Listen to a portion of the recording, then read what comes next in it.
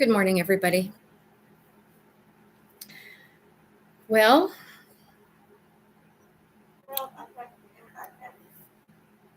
there's an awful lot going on. A lot of this is past energy. Uh, I want to talk about a lot of feelings, a lot of emotions, a lot of things that were created in my life due to the actions of others. Now, this is really difficult for me because being vulnerable is something that has always put me in a place of insecurity. It's put me in a place of being manipulated. So, talking about my feelings with all of this whole situation that's happened to me my whole life. But I'm gonna start with when I moved to Tennessee. Just a little before that, and from Tennessee to now. Please bear with me because this is not easy for me in any way. I thought about doing this as a blackout, but I wanted everybody to see my face and see that this is me, that this is real, that this is raw, and I'm probably gonna cry. My whole life has been uprooted. So much instability. Things have been made so difficult. I've been blackballed. Made it very difficult for me to find a job. When I did find a job, there were people at my job that tried to get me fired.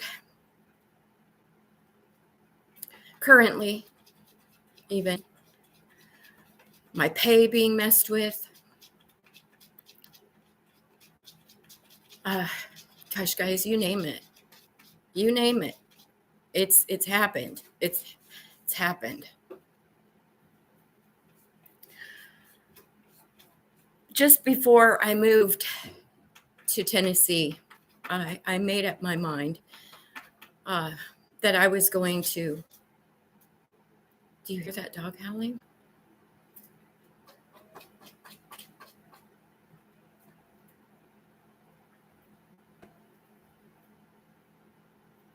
That's crazy. Before I moved to Tennessee, I made up my mind that I was going to remove myself from my family. That's a siren.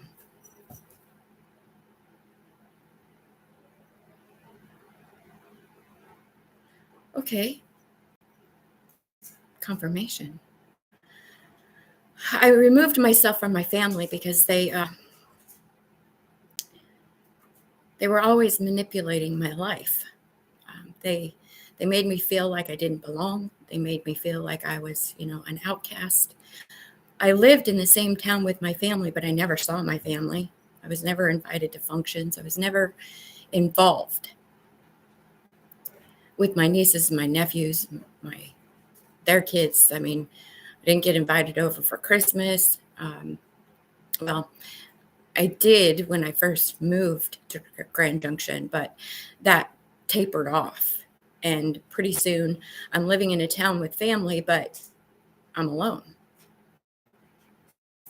So I figured, why not go somewhere where I'm alone and I don't know anybody, because it seemed better to be in a place where I didn't know anybody than to be in a place where I had family and knew people, but I was still alone. So I packed up my whole life and I moved to Tennessee. And I took Betty with me. And I don't know why I asked her to come with me. That wasn't the plan. But as I said on my last video, she had been there before in 2013 and had the same P.O. box that I had when I moved to Hohenwald. Coincidence? I think not.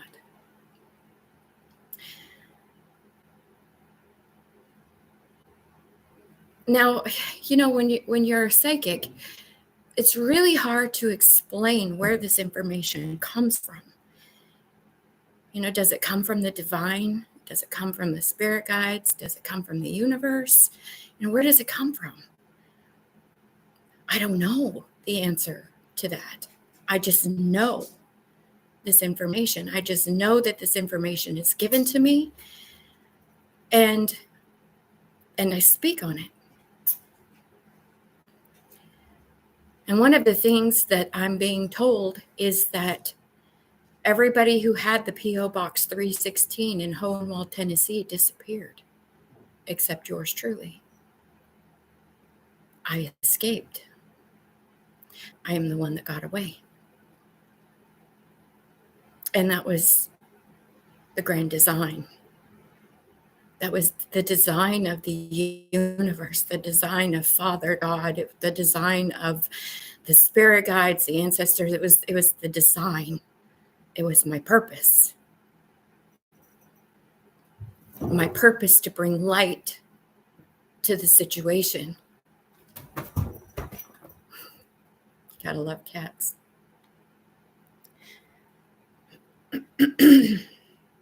When I got to Tennessee, at first, I had the job at Fast Pace, urgent care, and things were going, swimmingly. They were going all right.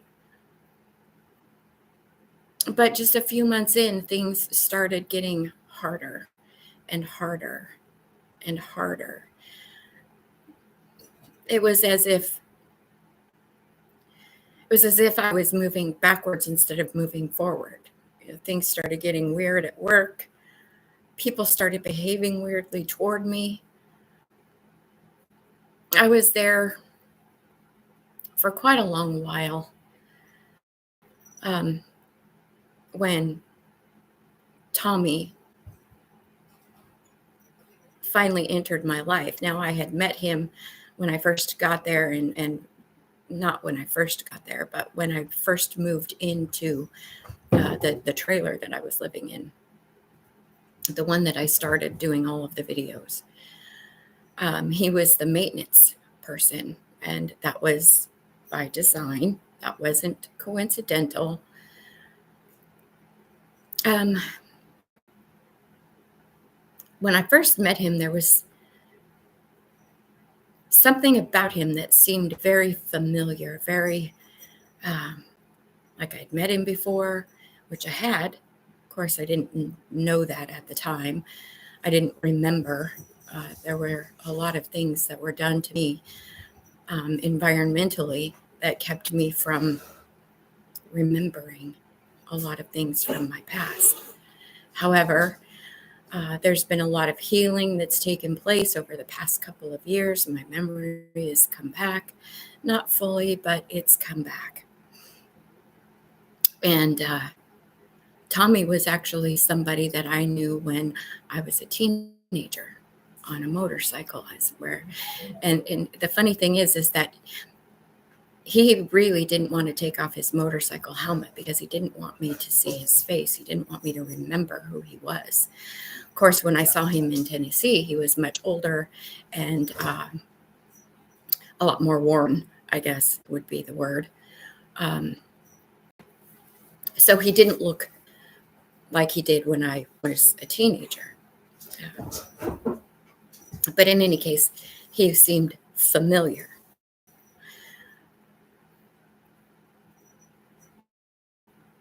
things progressed, and I left my job. I started my business, Mystic Cleaning. I was doing really, really well. Things were going really well with the business. And I had this business idea that I mentioned um, to Tommy and his friends when we did finally come together and start dating. We didn't date, but for like 3 months. And there was like weeks out of those 3 months that I removed myself from him, broke it off, and then went back. I don't know what the hell I was thinking there.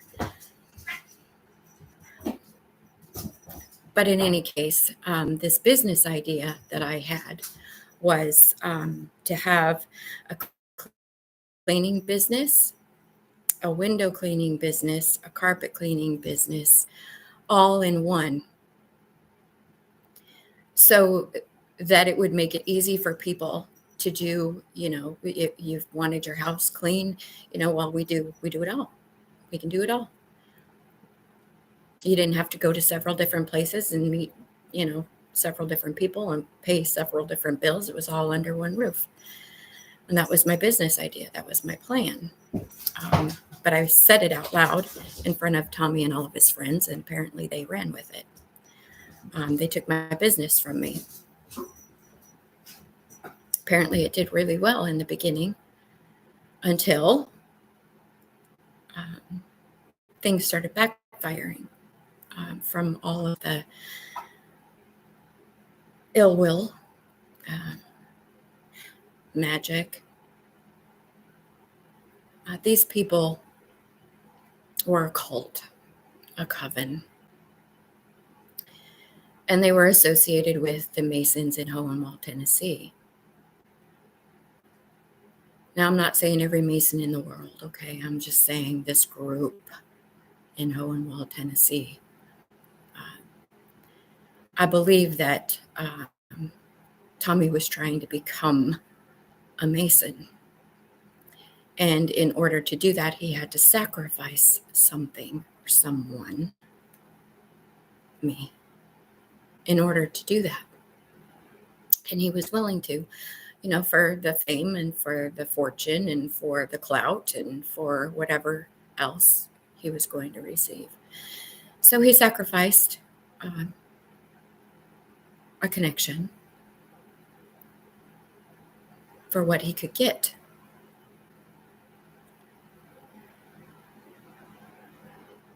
Things started getting really bad between Betty and I. She was acting like we were a couple, and it started getting really uncomfortable for me. And I asked her to leave. I didn't want her there anymore, so I asked her to leave. She left, and just before she left, Tommy and I had started really, hanging out and dating. But when she left, it got hotter and heavier between him and I, at least for the first month. And then after that, he started blowing me off, started behaving erratically, becoming more and more absent, excuses. Oh, well, my phone, I didn't have the money to turn my phone on. Or he had like 7 different phones, not even joking.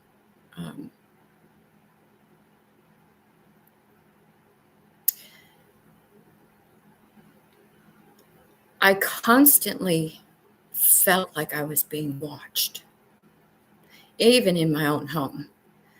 I couldn't shake the feeling of there being like somebody watching me. I felt it mostly in my bathroom. The shower that was in there had those big clear glass doors, and I tried to throw a towel over the top of it, thinking, whatever camera there was, that might help shield. Or I looked for a camera. I couldn't find one. I didn't know what I was looking for, first of all. So it was difficult for me to locate But I could not shake that feeling that I was being watched. And then in my living room, I had the feeling I was being watched. I constantly felt like I was being watched. When I would leave my house, I felt like I was being watched. I started getting a little paranoid, started wondering, is this really happening? Is this really happening, or am I paranoid? What's really going on here? Because I'm confused why I feel this way. And then Tommy and I broke up. And I just that's it, cut it off. Sent him a text message, said, I don't think we're meant for each other. And that was it. At least in my mind, that was it. But that was just the beginning. It got weirder and weirder and weirder and more uncomfortable. I would go to a store and there would be nobody there.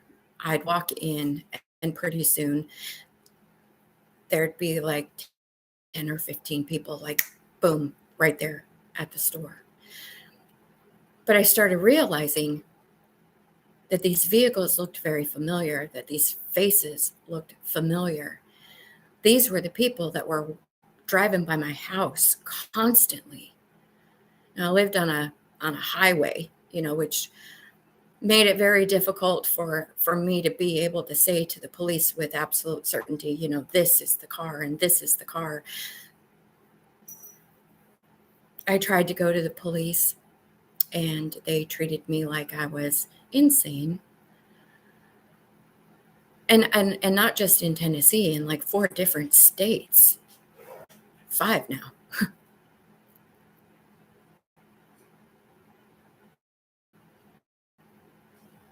I felt very unprotected.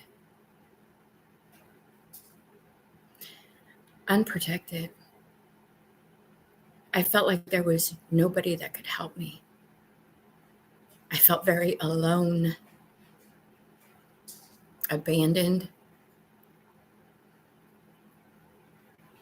I felt like there was no help. I felt like there was never going to be anybody who was going to believe anything that I said.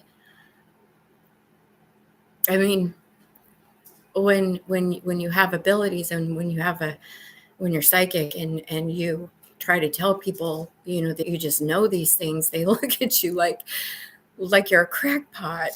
And I can't say that I blame them. But I feel like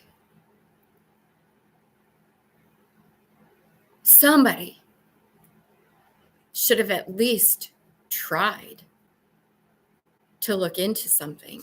I felt like that somebody should have at least, given me the benefit of the doubt and been like, okay, so tell me more. I would sit out on my porch and I started taking pictures of the vehicles that would drive by constantly. Tommy would drive by constantly. A white SUV would drive by constantly. Motorcycles would drive by constantly. And it wasn't as if they were just driving by, because when they would drive by, their heads would turn and they would look at me. And I knew they were looking for a reason. I got to the point when I very first started noticing that man sitting across the street videotaping me when I called the police to tell them that there was somebody over there, watching me and videotaping me. And I had gone over to the store and the young girl had said that she had seen that man there many times before I realized that person was watching me. And that cop told me that it was within his rights to sit there and watch me and videotape me, and that it was up to me to secure my own privacy. was supposed to get back to me on stalking laws, and I never heard back. I tried calling the police station in Hohenwald many, many times, to which I was just brushed off. And nobody ever contacted me back. I went to the sheriff's. I filed report. I started sending emails to the sheriff. I can't even tell you how many emails I sent with pictures of the vehicles, pictures of people who were following me, who were driving by my house incessantly. And then the helicopter started, the black helicopter. I was on the phone with Manisha, who I have mentioned was killed. And I was telling her, that listen, it's there again. I was also on the telephone with Jennifer Greenhill. And we were on the phone for quite a while. And every time it would fly over, I would say, there it is again. It was like every 15 or 20 minutes, this thing would fly over my house. And she said, you can call the law and tell them, that's, harassment. And I was like, what law? Where? Because there isn't anybody here in Hohenwald, Tennessee that's going to listen to me. They're not listening to me. They're not doing anything.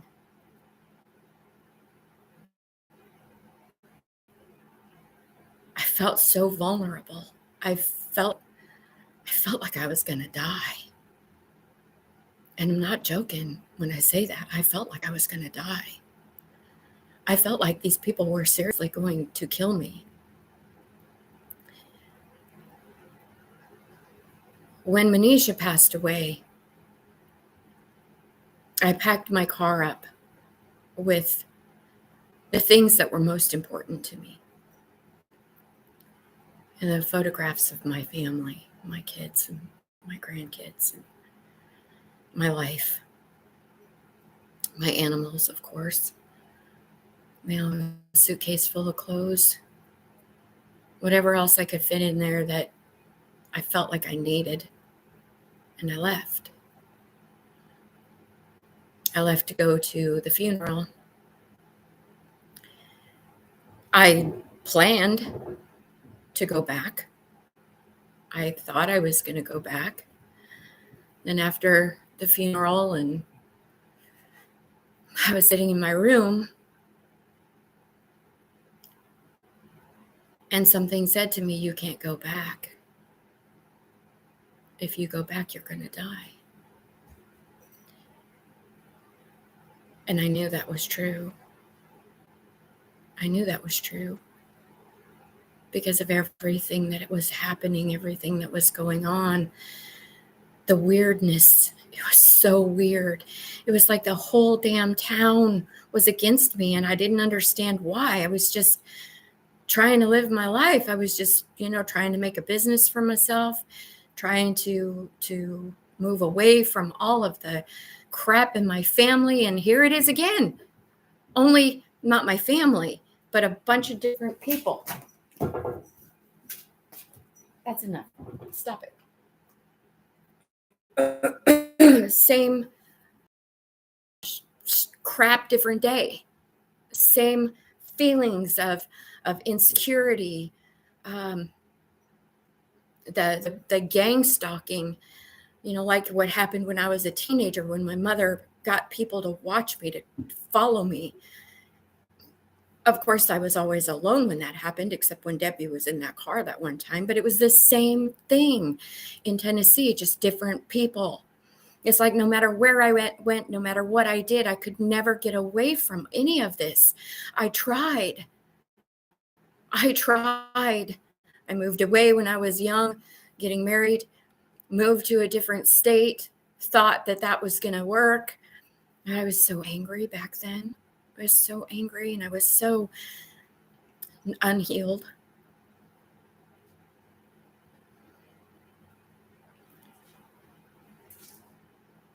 So this time when I moved to Tennessee, I was healing. I was already in the process of healing. I had been working on my shadow work for years before I ever left Grand Junction and moved to Tennessee. So I was well into my healing process when I got to Tennessee. And I believe that that's one of the reasons why I was able to see what I was able to see, is because I was healing and I realized what had been done to me when I was a teen, when I was young, and the familiarity of everything that was happening. Get out of there. The familiarity of everything that was happening to me again. Only this time as an adult.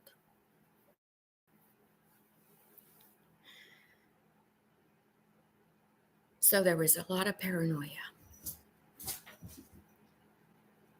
And in that paranoia, I started questioning myself. I started questioning, my abilities. Am I really? Is this really happening? Am I crazy? What is going on? Why does this keep following me? No matter where I go, no matter what I do, no matter how hard I try, no matter what changes I make, no matter what, this keeps happening. Is it me? Am I doing something wrong? That's what I started thinking. But it wasn't me. It's never been me. It's been whatever secrets my family has had from the past.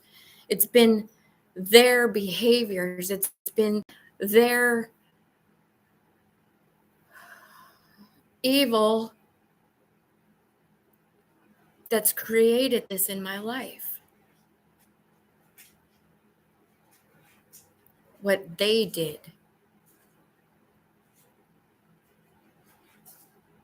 They lied to people. They told people that I was crazy. I believe that there was a doctor who actually falsified medical records to make it look like I was not stable or crazy or whatever it is that they decided I was at the time, so that Sandy was able to get like a power of attorney or something over me that she could collect financially off of me. And then when they hired Adrian and he tried to unalive me, when I came to and realized, what had happened, then Sandy tried to get me to file for mental disability, which I refused. And I remember her asking me, why wouldn't you do that? It's free money.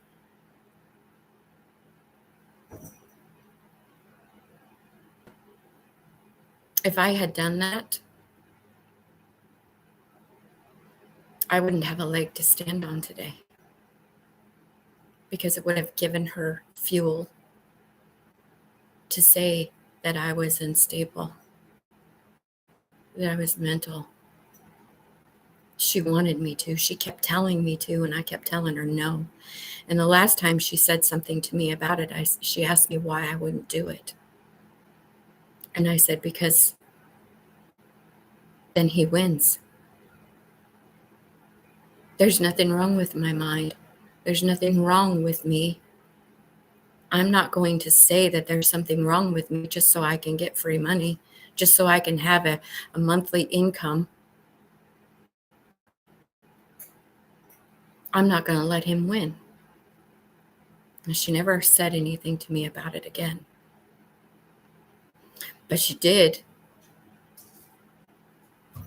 go to a physician and apparently a judge and had me deemed incompetent so that she could benefit somehow financially off of me.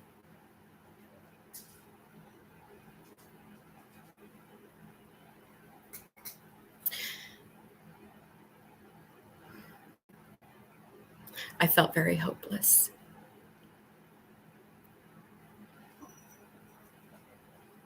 I felt very hopeless. I felt like there was never going to be an end to this. I felt like this was always going to happen. This, no matter where I went, no matter what I did, no matter how hard I tried, this was my life. This is how it was. I felt hopeless. After Manisha died in November, and then my Maximilian, my dog, died in January, just a few months later, I put a gun in my mouth. And I was prepared to pull the trigger in my motel room. And I stood there in front of the mirror with that gun in my mouth.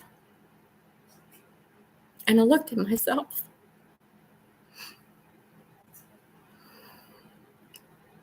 And I said, if you do this, they win. They win. Is that what you want?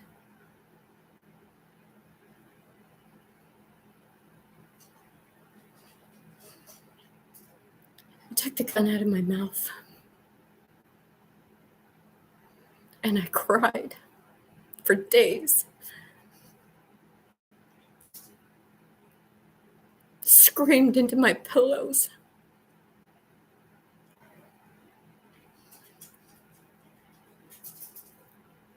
Asking myself, what can I do?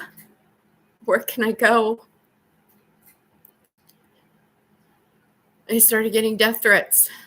I called the police in Grand Junction, and as per everywhere else, they didn't believe me. They never even came to look at the message.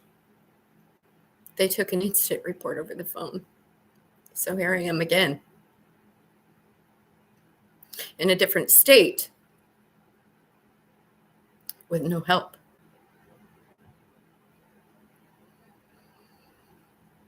I stopped in New Mexico on my way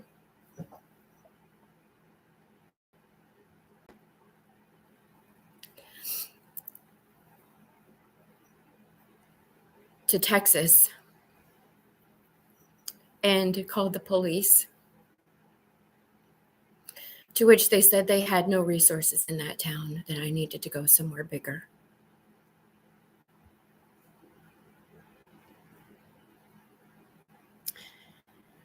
No matter where I went, no matter who I told, nobody would help me. And I felt like they didn't believe me.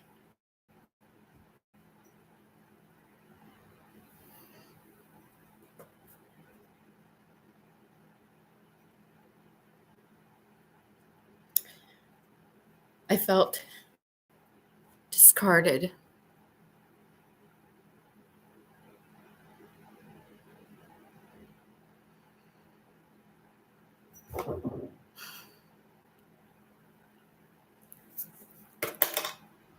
Oh, shoot. Gotta get that before the cat does. I don't know why he likes to steal my pencils.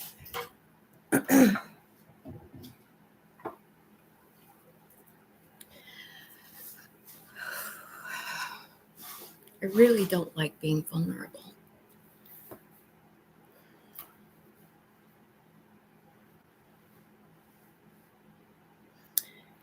I felt very isolated from the world. I felt very alone. When I left Colorado, I had maxed out my credit cards staying in the motel. I got money for selling everything I owned in Tennessee. I called an auction company. When I decided that I wasn't going back to Tennessee, I called the auction company, and I had them go in, and I had them sell everything I owned. Everything I worked for. Why did you see that orb?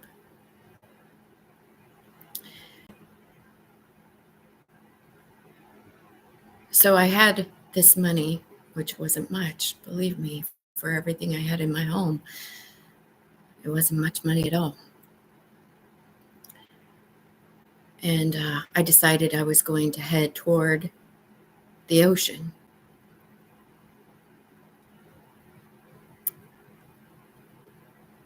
South.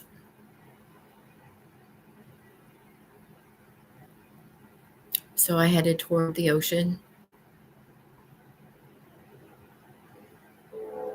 And I watched the sunrise. And I sat there in my car thinking, where am I going to go? What am I going to do?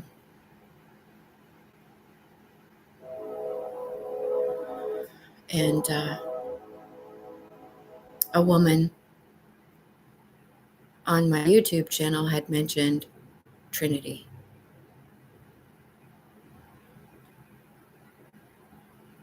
The Father, the Son, and the Holy Spirit. Seemed like the right place to be. ISIS, get out of there. Seemed like the right place. So I headed to Trinity.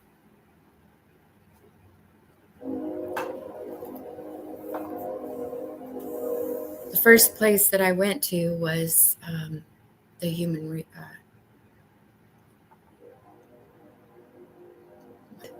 do they call that? Where you get food stamps. I headed there to see if there was something that they could do to help me. They took me to a church. And this this church set me up with a room overnight. Then next morning, when I had to leave the hotel room, I went to the grocery store where I met a woman who introduced me to somebody who that day gave me a room.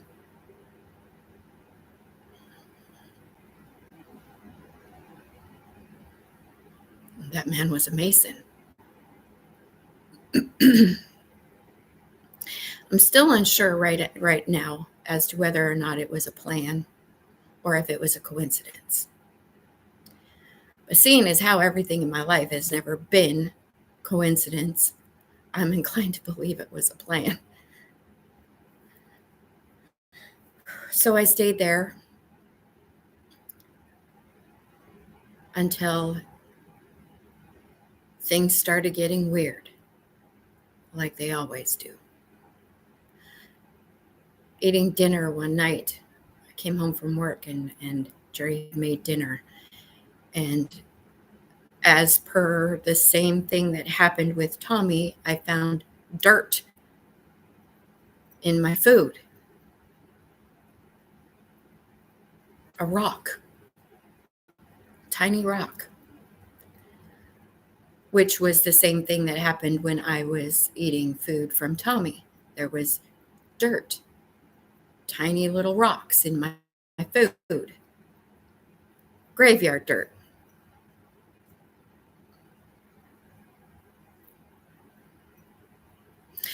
People kept trying to give me food in Tennessee, by the way.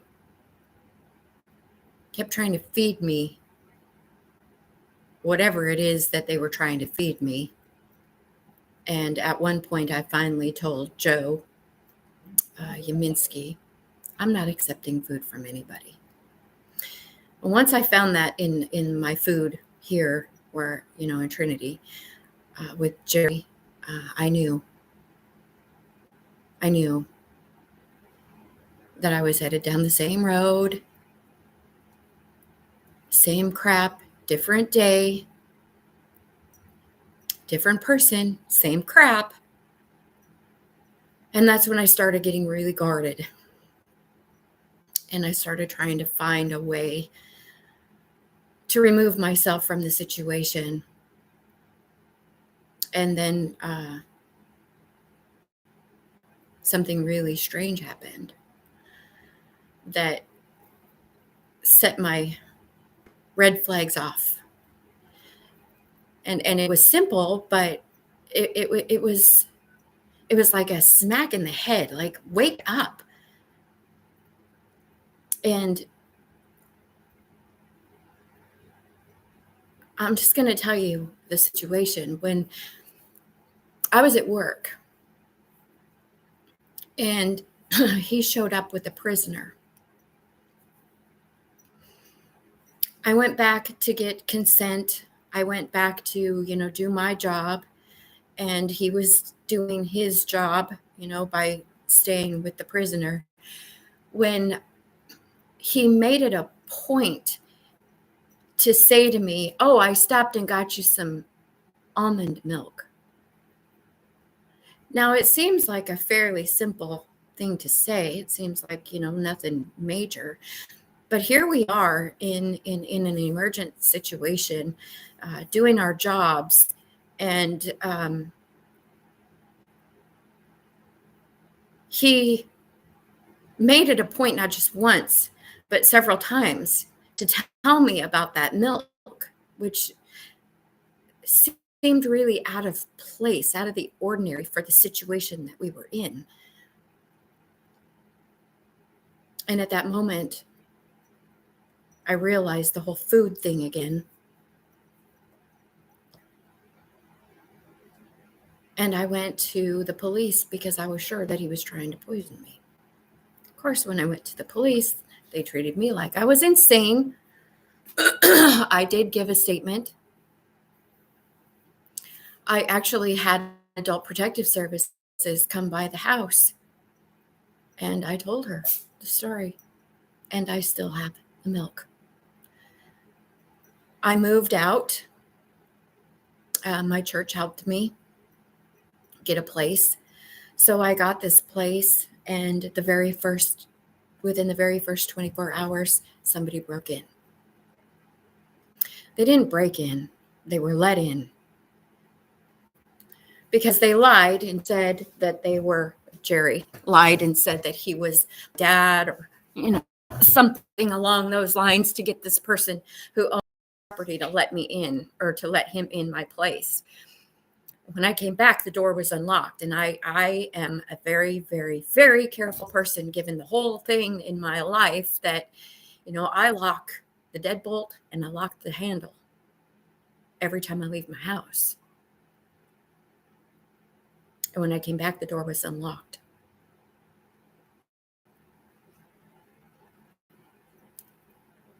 So I called the police. And they said, "Well, you're in the county, you need to call the sheriff." So I called the sheriff. And I waited outside with my neighbor until the sheriffs got there.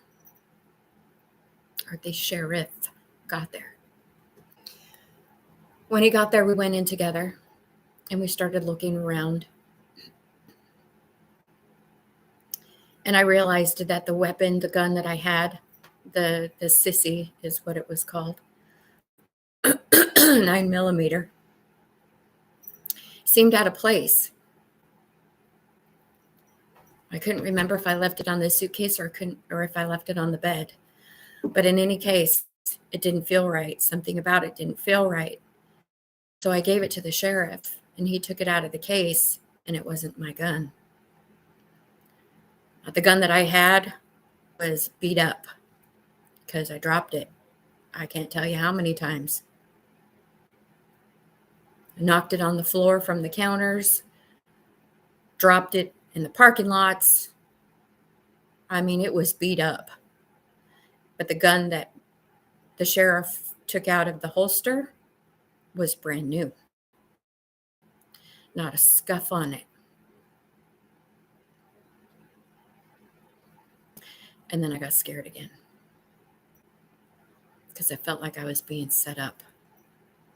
So I willingly gave that weapon to the sheriff, and I said, "I don't want it. It's not mine." And he said, "You're sure?" I said, "I'm positive it's not mine."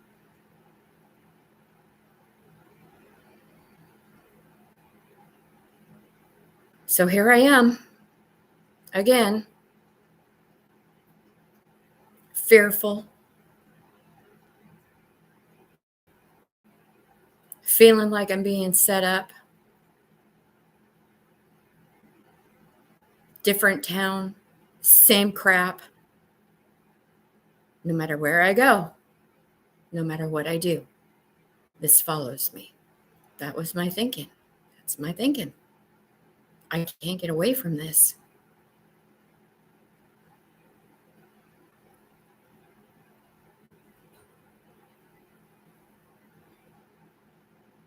There have been many times that I've really thought about taking myself out, but I know that's what they wanted. Because if I'm gone, then this is gone. All of this is gone.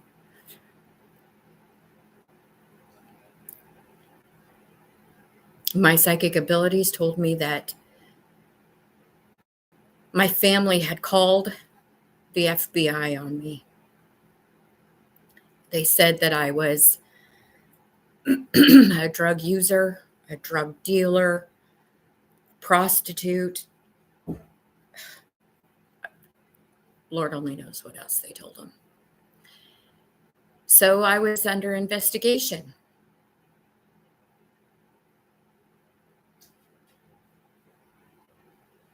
Falsely investigated for lies, things that were told about me that weren't true. And now I've got people watching me again.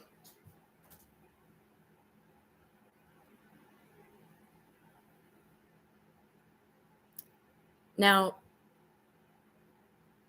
when you've been followed and watched your whole life, you know.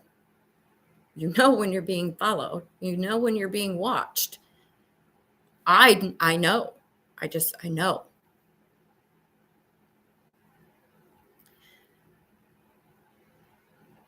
So now I'm feeling like, crap, they're going to put me in prison.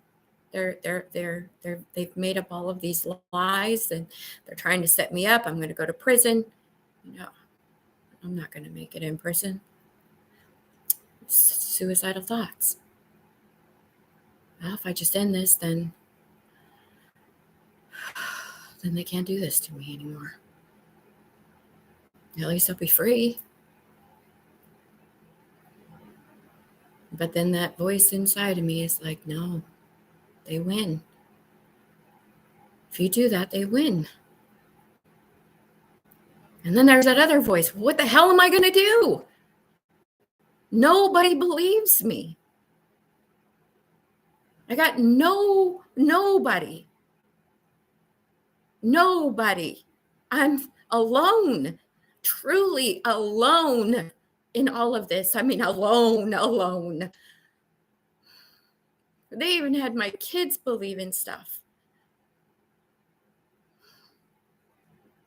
My daughters wouldn't even talk to me.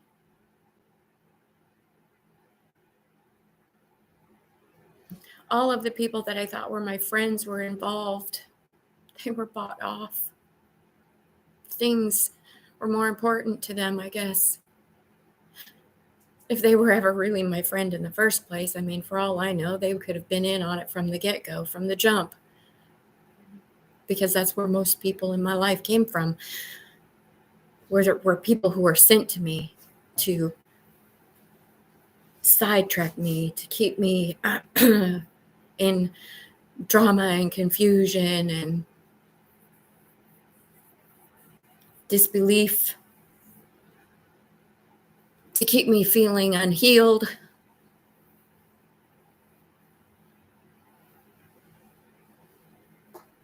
I don't think I ever had a friend.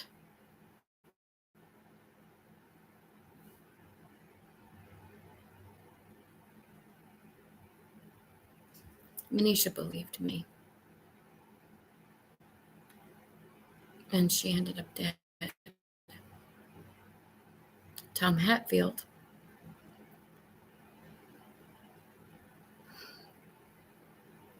was in on it. And he was supposed to do something to me, but he refused.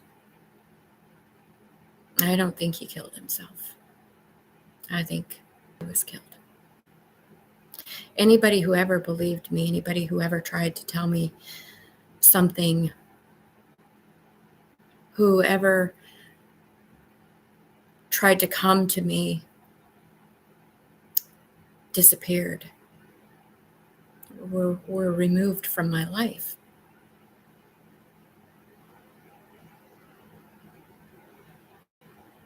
Guys, I felt alone.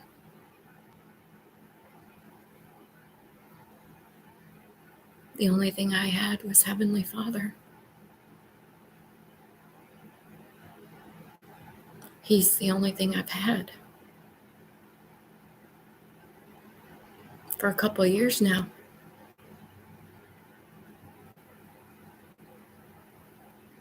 There are people in my church, the first people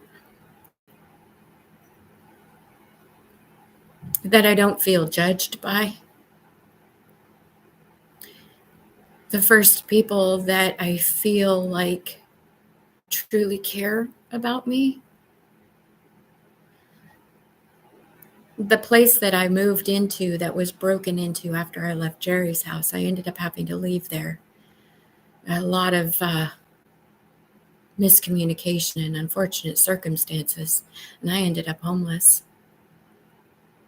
I had to live in my car for a couple weeks with my cats and my bird. That was an adventure. I didn't know how I was going to get out of it.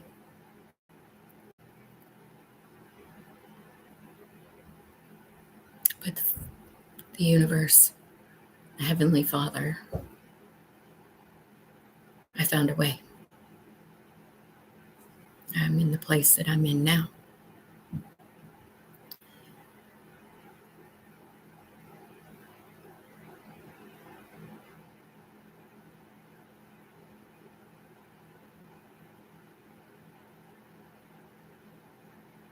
I have been pushed to my limits.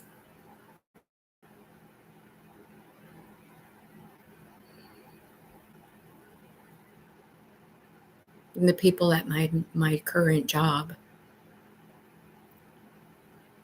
the way that they talked about me, not even knowing me, is very similar to the same way that I was talked about in the job that I was in at community hospital where Sandy worked. The nursing home where I worked. No matter where I went, I couldn't escape it. Rumors.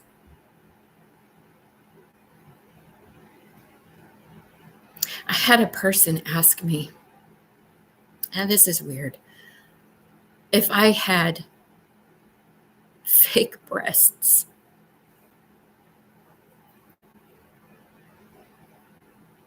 Now, why would somebody ask me that? I said, no.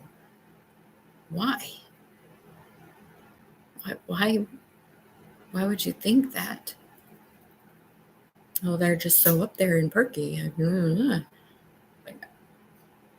Thank God. I don't know what to say, but no, ma'am. There's nothing fake on my body. Well, maybe my face after Adrian tried to unalive me because he tried to shove my nose into my brain. He broke all 4 orbital bones, and they had to reconstruct my face. I believe there's some plastic in there somewhere. So maybe there is fake parts, but not by my doing. I have had so much heartache in my life. Every man I've ever dated screwed around on me. But that was by design. Because all of these people were sent to me to purposely break my heart, to keep me in a fog, to keep me asleep, unaware. Because as long as I'm in turmoil, I can't really see what's happening around me. And that's exactly what it was. I couldn't see what was happening around me because I was too busy dealing with the freaking drama that everybody kept bringing in my life, which is why I decided I needed to get away from my family, because it was nothing but drama, constant drama. When I would try to talk to my family about what happened in the past, about the things that they did to me or the things that happened to me, they knew what happened. They were there. They watched it. They planned it. But they didn't want to talk about it. To them, it didn't happen. To them, I was just dramatic.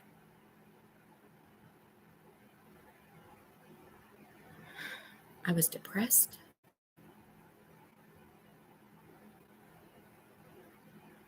Blackballed. I tried to get a job in Grand Junction when I thought I might stay there. Nobody would hire me. I went to a temp agency and I had a job. I found a job and I was excited and it was not bad money. And then 2 hours after I had this job, I got called and said I didn't have that job. I got blackballed. I kept calling that company and they kept giving me excuses as to why. There wasn't anything available. It's the time of the year. It's the season. It's this, it's that. It was nothing more than I was being blackballed. Financially burdened, worried,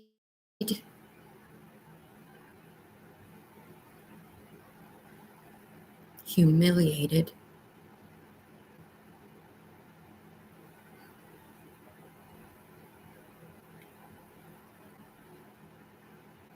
I can't even imagine what people were told.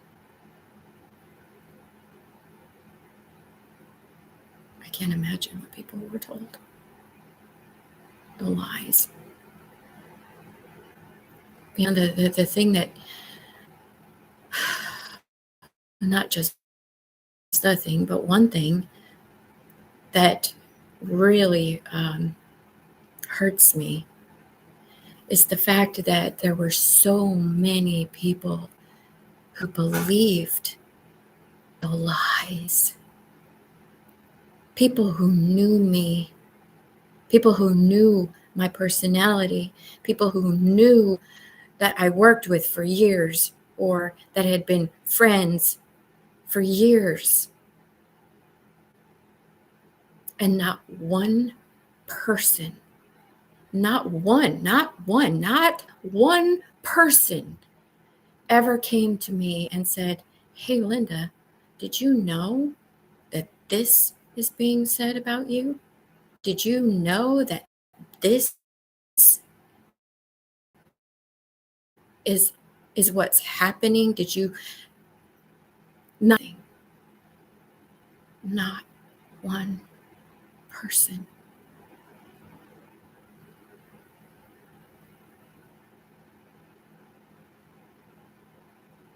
I truly felt like nobody gave a damn.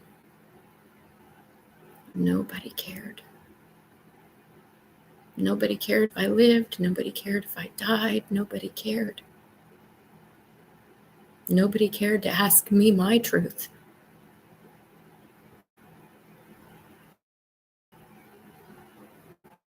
And every one of them that believed whatever it was that they believed, Nugget, get down.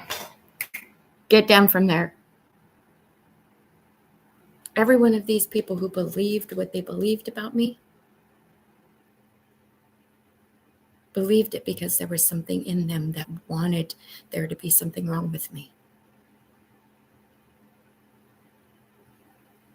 And all of these people who believed the worst of the worst of the worst. You need to sit back and ask yourself why you were so willing to believe such atrocities, such darkness about a person. Why were you so willing to believe that? Why did you want to believe that?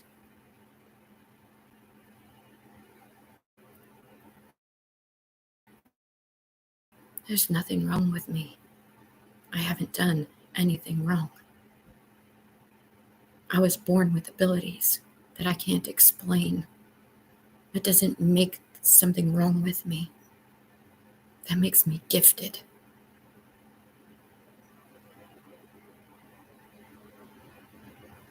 And that makes other people very unhappy, apparently, because my gifts are exposing the truth about being trafficked, the truth about other people being trafficked, the truth about my family being a cult, a coven, the truth about the Masons in Hohenwald, Tennessee, trafficking people. They wanted to make me look crazy so that this truth wouldn't be seen. Oh, but it's seen.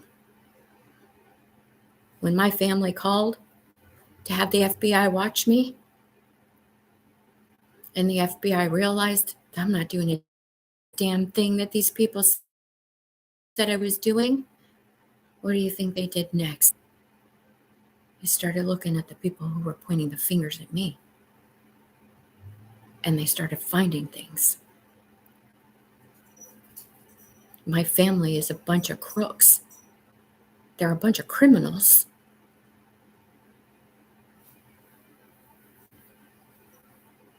And they led the FBI straight to them.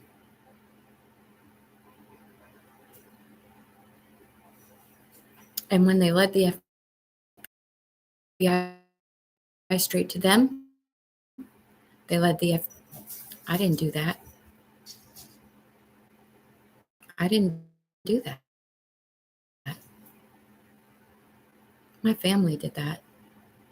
And I use the word family very loosely.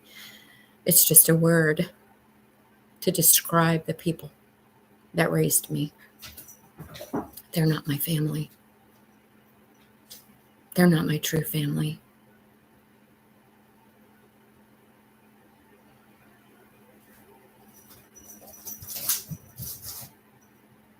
I have been haunted by this situation my whole life. And I never understood why. But it was never me. It was me doing. But I'm the one who suffered because of the things that were being done around me, to me, because of the decisions that people in my life made when I was a child.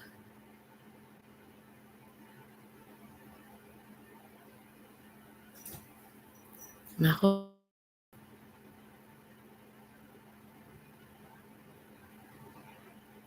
dictated by the people who called themselves my family. The Truman Show. It's not so off the mark in my case, honestly.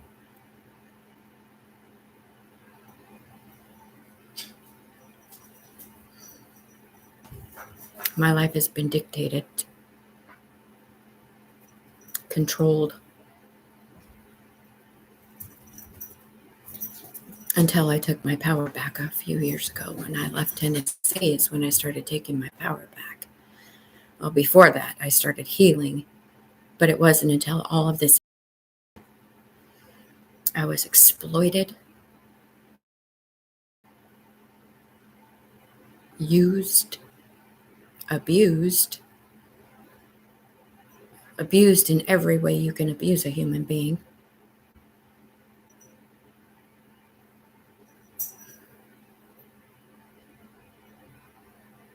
Stolen from.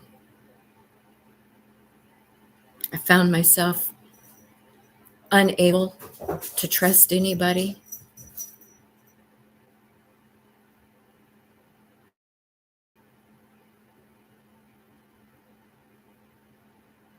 At least until I found my church currently.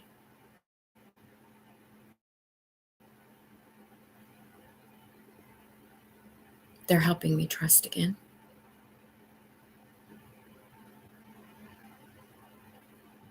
They are. They're wonderful people. And I love them all very much.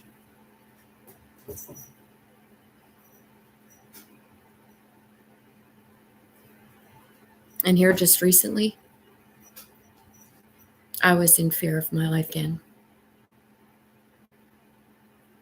My life again.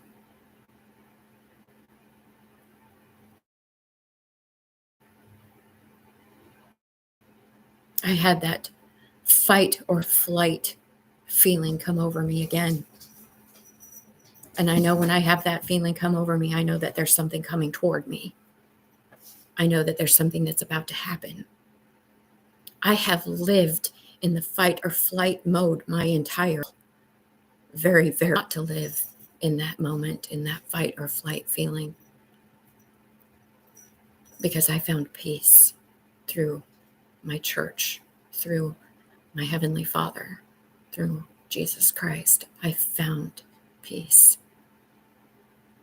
It's who they tried to take my peace,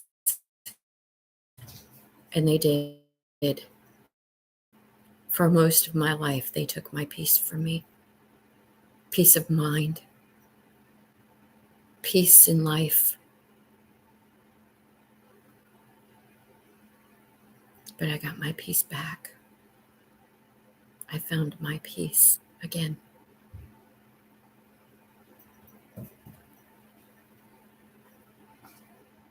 I feared for the lives of my family, my daughters and my grandsons.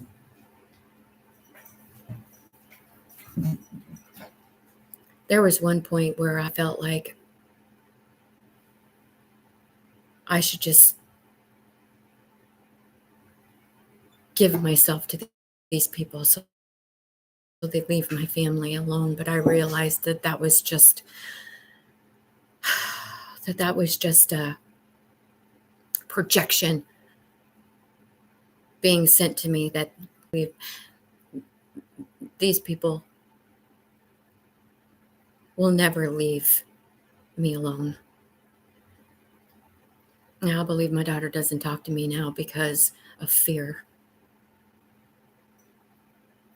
Fear of what might happen to her or my grandsons. I don't blame her. I don't blame her.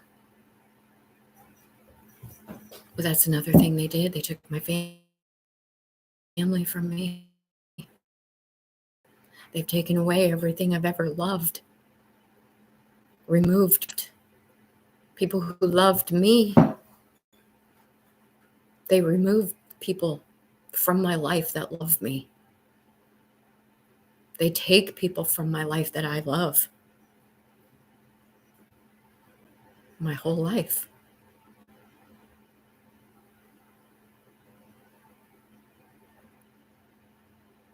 They've done that to me my whole life.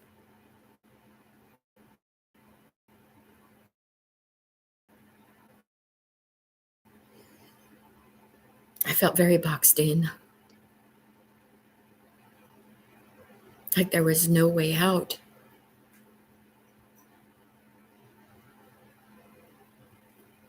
No matter where I went, no matter what I did, no matter how hard I tried, it was always the same thing. Like I said, different place, different people, same thing. Always.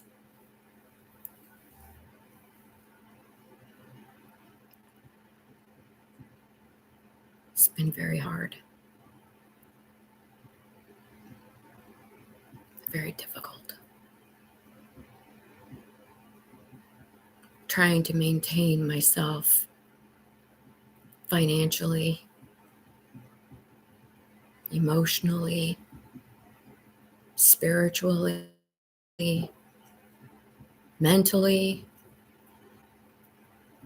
I can't think of a person who could go through the things that I've been through and still be mentally stable. That is the working of my Heavenly Father. And that's the fact.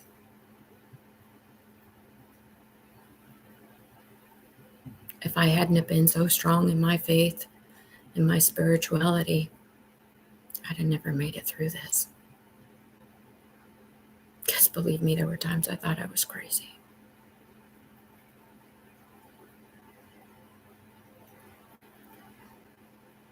But I know I'm not.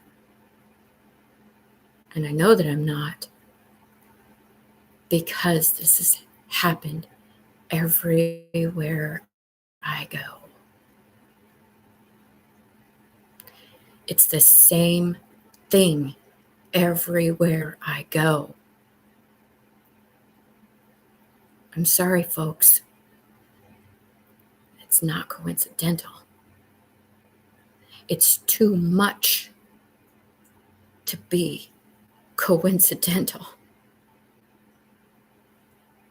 It's too much. 1111 on the clock just then.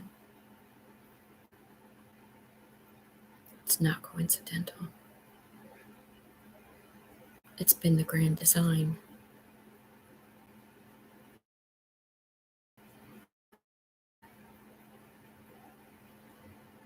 And if anybody knows how crazy this sounds, it's me. But it's the truth. It's the truth. And now there are people out there that know the truth. There are people out there that are seeing the truth, finding the truth.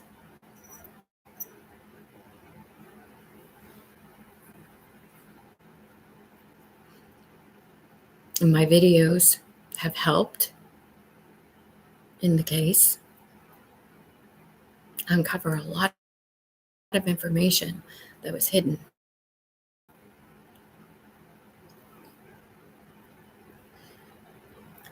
I gave names of celebrities in one of my videos. And these names are coming out in the Epstein documents for human trafficking. The same names I gave are the names of the people involved with Epstein.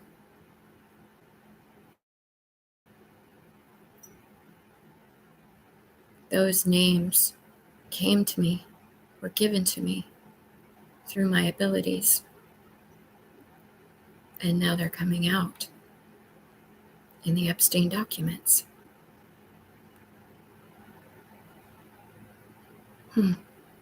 Now who's crazy? Now who's crazy?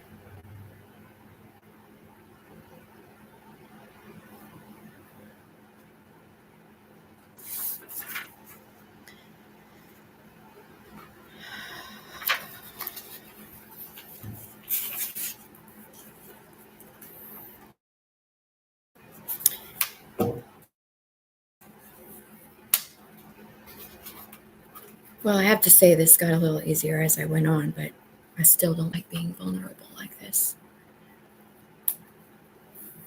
Vulnerability is not necessarily something I enjoy, but it's a part of human nature. We all feel vulnerable sometimes.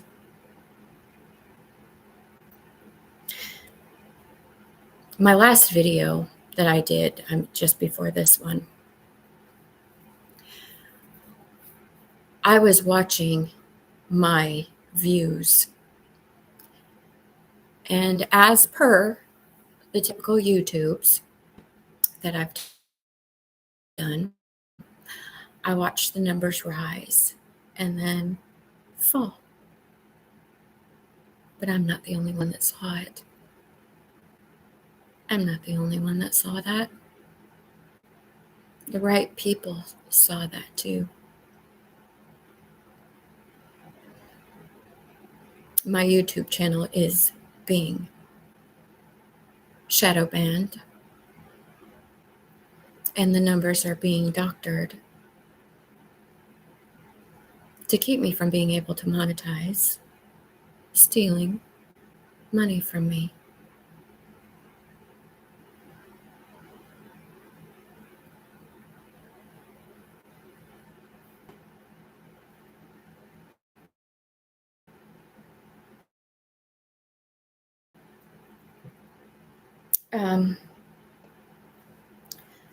Quite a while back, I had mentioned a man that was a serial killer, and that the white, the red stuff that flows through our bodies, on it, it's been found by that wife. She found it. That happened. And that man is a Mason.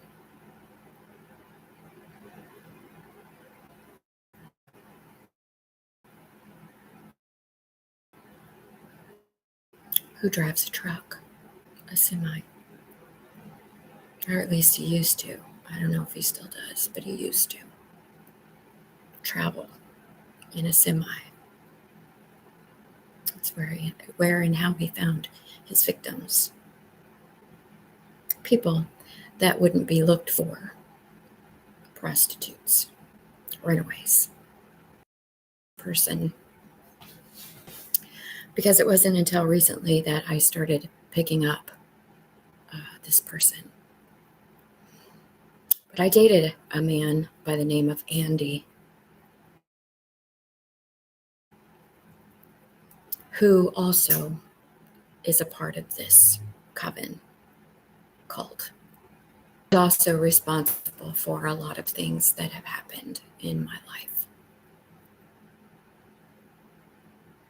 A car that I sold him when I lived in Arizona.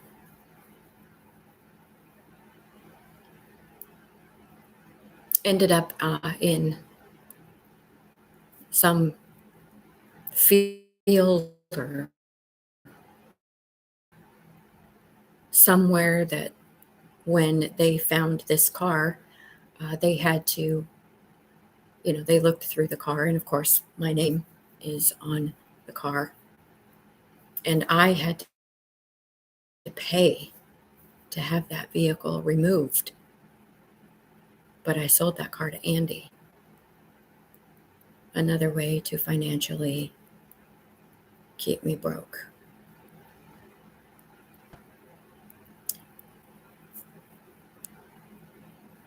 Now, they have been financially burdening me my entire life. Every time I'd reach a certain point, I'd get to here, and then I'd get knocked down.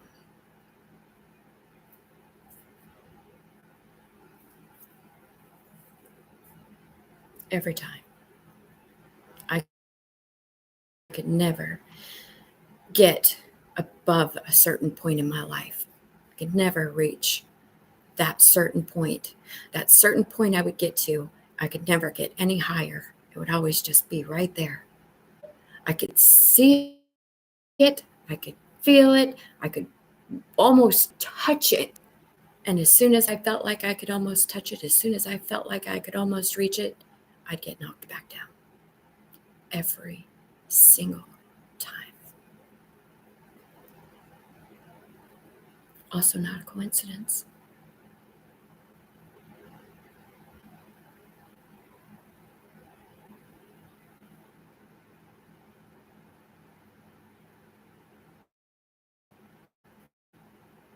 I am very at peace with myself, with who I am. I love me. And my self-love and my self-respect and my self-esteem and my self-worth is better and higher than it's ever been in my life. And that is a problem.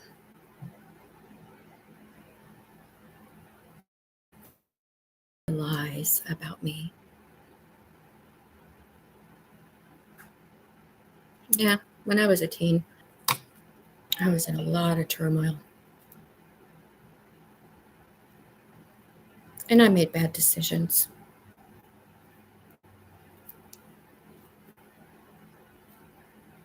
And I didn't have a lot of self-esteem or a lot of self-respect back then. And I put myself in a lot of situations that harmed me. Self-sabotage.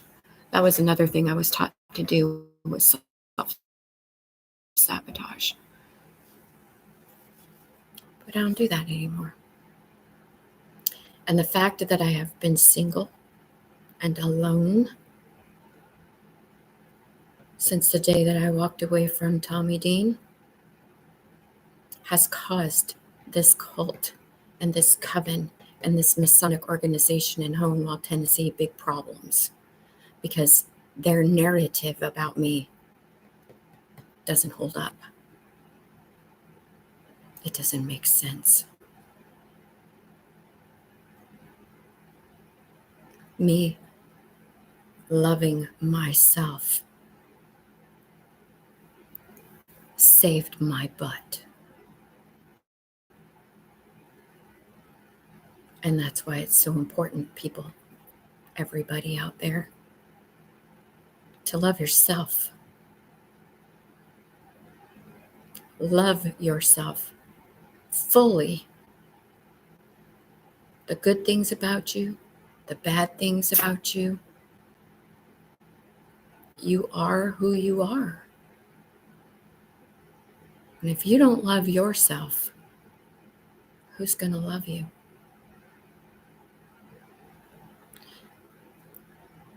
Whether you're a male or a female out there, you need to be careful.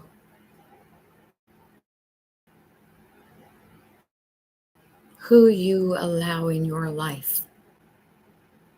I believe with all of my heart now that every person who enters your life should have a background check and a health check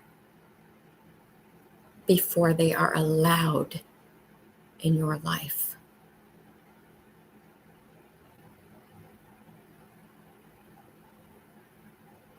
I will never allow another person in my life without a background check. I will never allow another person in my life without a health check, because there were people who were steered toward me who had diseases to purposely give them to me to fit the narrative of the people who were trying to say that I was a prostitute.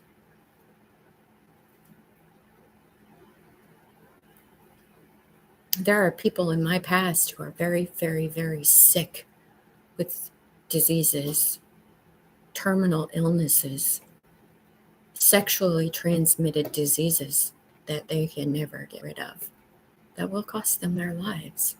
And it is by the grace of God that I didn't get or have those things.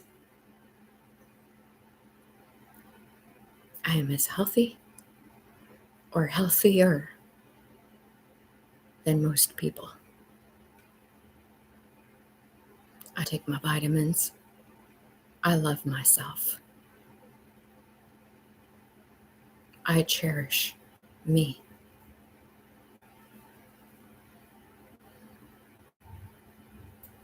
And you get what you put out there. So all of these things that people have been saying, that I do witchcraft, or that I do black magic, or that I do voodoo, or that I do this and that. I don't. I look things up, and I have things on my Pinterest when it comes to looking at witchcraft, because I want to know what I'm dealing with. I want to find the knowledge that I need. How can you fight something if you don't know what you're fighting? And when I say fighting, I don't mean dukes up, let's do this. I mean spiritually. How can you fight something spiritually when you don't know what it is? I look things up. I try to find information on things that I feel are happening to me.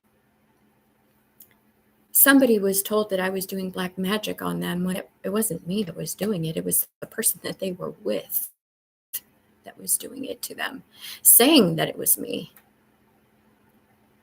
People going to court, trying to delay what's supposed to be mine already, delaying the inevitable. It's coming to me regardless. But these people kept going to court and kept going to court and kept going to court and kept going to court until the judge was finally like, what is wrong with you people? You made yourselves look bad. You made yourselves look bad because you did too much. You did too much. And you brought it to the forefront. I was called to be silent for that very lengthy period of time so that y'all could self-destruct. I removed my energy. I removed you from my energy. That was a big part of me being off of my YouTube for as long as I was to remove myself, remove my energy so that you people would self-destruct, self-sabotage. And that's exactly what you did. That's exactly what you did. You made yourselves look bad. The narrative that you were trying to build against me blew up in your faces. And rightfully so.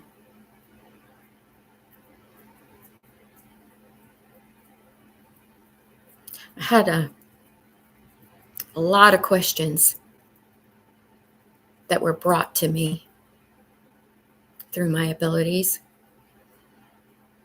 And right now, I'm not going to go over those questions, but I will. I'll come back on here and I will read the questions that my abilities gave me, and I will read you the answers that I have to those questions. But right now, what this was about was to tell y'all how this affected me emotionally, mentally, physically, spiritually.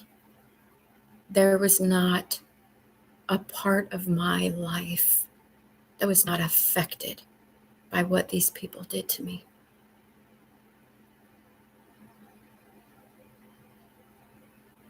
They affected my life in every way a person's life can be affected. Every single way you can affect a person's life. My life has been affected.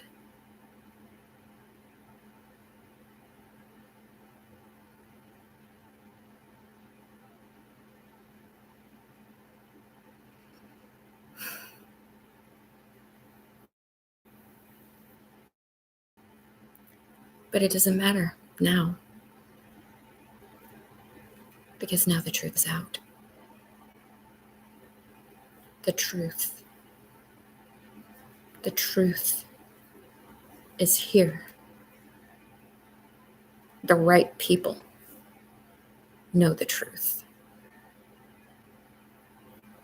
And regardless of how many bad people there have been in my life, I know without a shadow of a doubt that there are some very, very, very good people helping me right now because they see the truth. Thanks to my gifts. Thank you to my Lord and Savior, Jesus Christ. And thank you to my Heavenly Father and my ancestors, the archangels. Thank you, all of you. Because they're the ones that had my back. I didn't have anybody on the spiritual realm, on the physical realm There was nobody on the physical realm but the spiritual realm. That's a much different story. They've been with me since day one.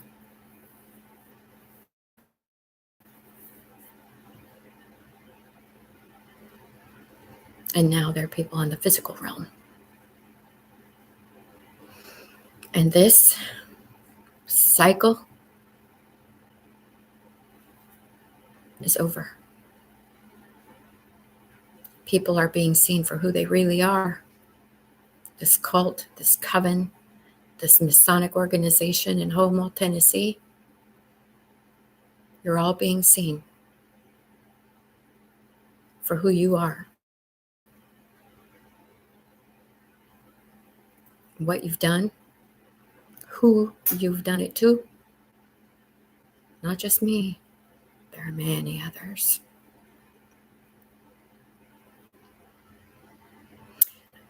I once told a friend of mine that I'm the stopping point in most people's lives. I'm the stopping point. You know, Adrian, the one who tried to kill me, unalive me, had harmed other women. But I was the one who pressed the charges, and I was the one who stopped him.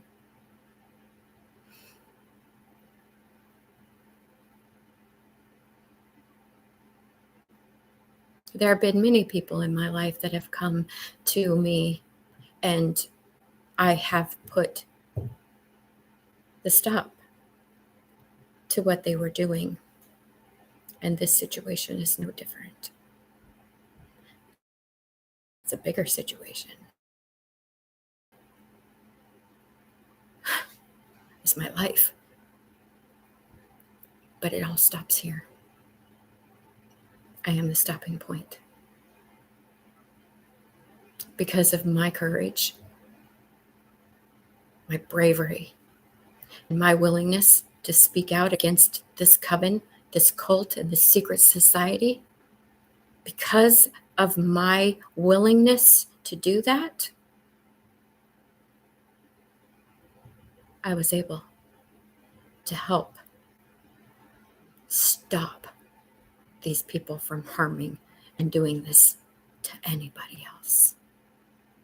And that was my purpose all along. That was my purpose. I am fully in my purpose.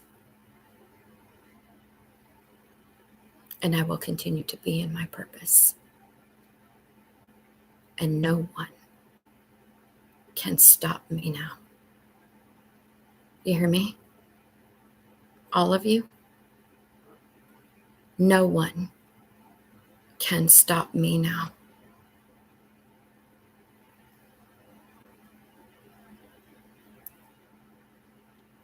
Praise Father God. All right, y'all. An hour and 35 minutes. I didn't expect it to go that long. I didn't think I could go that long. Turns out I can. But now I've got to go. And I'll be back later because I want to go over those questions that came to me. I love you all very much. Please love each other. Please love yourselves. And take care, okay? Have a great day. I'll talk to you later.